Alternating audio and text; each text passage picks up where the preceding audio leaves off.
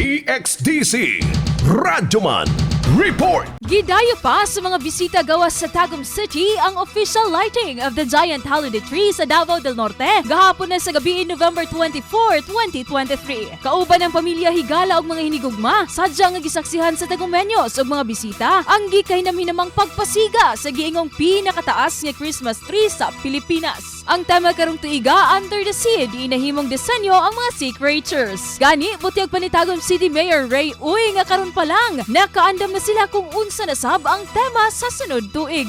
Gibo na ba na ang moabot sa kapin na 7,500 ang mga nisaksi. Grabe usab ang kalipay sa katawhan sa dihang gipasigarbo na ang matag tuig nga sorpresa sa City Government of Tagum nga mao ang maanindot nga fireworks. Ang giant holiday tree nahimutang sa City Hall Square, Barangay Apukod, Tagum City nga moabot sa dulan 200 feet ang gitas-on karong tuiga. Kasama mo sa balita og serbisyo publiko, Radzuman Ivy Parido, Tatak, RMN.